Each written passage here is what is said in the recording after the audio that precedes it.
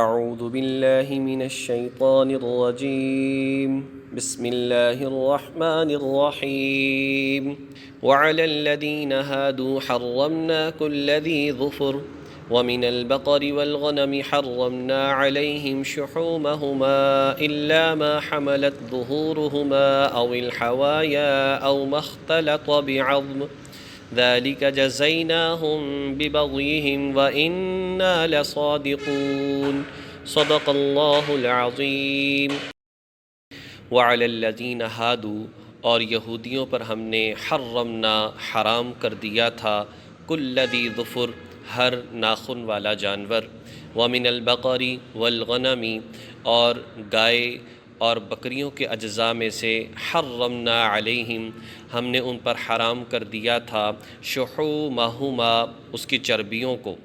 ہم نے اس کی جو چربی ہے وہ چربی ہم نے ان پر حرام کر دی تھی، الا ما حملت ظہورہما، ہاں وہ چربی حرام نہیں تھی جو ان کی پشت پر ہو، او الحوایا، یا آنتوں کے ساتھ لگی ہوئی ہو، او مختلط بعظم، یا کسی ہڈی کے ساتھ جڑی ہوئی ہو تو یہ چربی حرام نہیں تھی۔ اس کے علاوہ سب چربی جانور میں سے ان یہودیوں کے لیے حرام تھی۔ ذالک جزیناہم ببغیہم، یہ سب کچھ ان کی سرکشی کی وجہ سے تھا۔ ذالک، یہ جزیناہم، ہم نے ان کو سزا دی تھی، ببغیہم، ان کی سرکشی کی وجہ سے، حد سے آگے بڑھنے کی وجہ سے، وَإِنَّا لَصَادِقُونَ، اور یقین رکھو کہ ہم سچے ہیں۔ اس آیت کریمہ میں اللہ تبارک و تعالیٰ نے یہ بات ارشاد فرمائی ہے کہ انسان جب اللہ تبارک و تعالیٰ کے احکامات کو نہیں مانتا، انکار کرتا ہے، ناقدری کرتا ہے، تو اللہ نعمتیں چھین لیتا ہے۔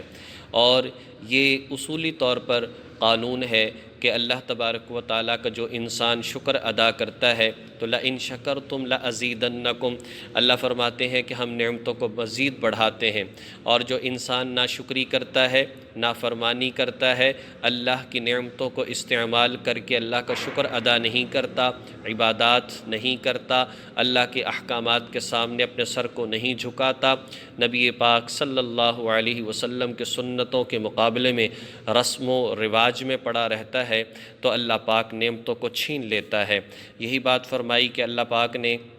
یہودیوں کو بار بار سمجھایا لیکن یہ باز نہ آئے، انہوں نے انبیاء کو پریشان کیا، انبیاء کو قتل کیا، اللہ کی آیات کا انکار کیا، تو فرمایا کہ ہم نے ان پر ہر جانور جو کہ ناخن والا ہو تو اس کو ہم نے حرام قرار دے دیا تھا۔ یہ ہم پر حرام نہیں ہے، ان پر حرام تھا وقتی طور پر۔ مثال کے طور پر جیسے کہ اونٹ ہے، یعنی یہ وہ پنجے والے جانور تھے جن کے پاؤں درمیان میں سے پھٹے ہوئے نہ ہوں، واضح انگلیاں نہ ہوں۔ جیسے کہ مرغی ہے تو اس کا پنجہ بالکل واضح ہوتا ہے، انگلیاں جڑی ہوئی نہیں ہوتی، لیکن جیسے اونٹ ہے، شتر مرغ ہے، اس کا پنجے ہوتے ہیں لیکن درمیان میں سے جڑا ہوتا ہے۔ تو یہ جانور، یا اسی طریقے سے مرغی وغیرہ بھی جو ہے، بطخ مرغا بھی، ان کے لیے یہ جانور حرام تھے، تو فرمایا کہ وقتی طور پر ان کے لیے یہ حرام قرار دیا گیا ہے۔ اسی طریقے سے فرمایا کہ ان پر جو ہے چربی کو حرام قرار دیا، صرف وہ چربی جو کہ پشت پر تھوڑی سی ہوتی ہے یا آنتوں کے ساتھ لگی ہو یا ہڈی وغیرہ کے ساتھ ہو تو وہ ان کے لیے حلال تھی۔ باقی اس سے زیادہ جیسا کہ دمبا ہوتا ہے چکی والا، تو اتنی چربی اور بڑی قیمتی چربی وہ ان کے لیے حرام تھی ان کی نافرمانی کی وجہ سے۔ گردوں پر زیادہ ہوتی ہے، وہ ان کے لیے حرام تھی نافرمانی کی وجہ سے۔ اور یہ تو اس وقت میں دیسی گھی سے زیادہ قیمتی تھی، اور اس وقت تو گھی استعمال ہی نہیں کیا جاتا تھا، چربی ہی کو استعمال کیا جاتا تھا، تو گویا کہ یہ ان کے لیے حرام قرار دے دیا کہ تم اس کو استعمال نہیں کر سکتے۔ اور اللہ فرماتے ہیں کہ اس کی وجہ کیا تھی؟ ان کا سرکشی کرنا، ان کا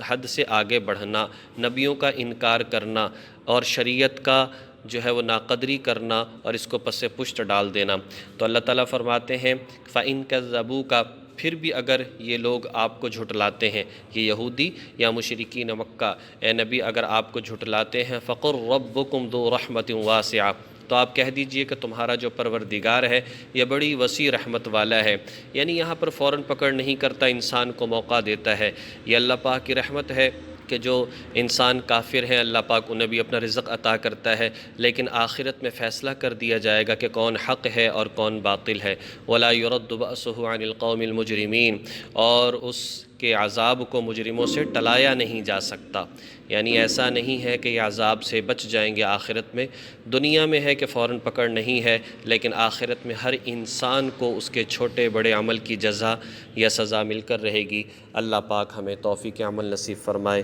وآخر دعوانا ان الحمد للہ رب العالمین۔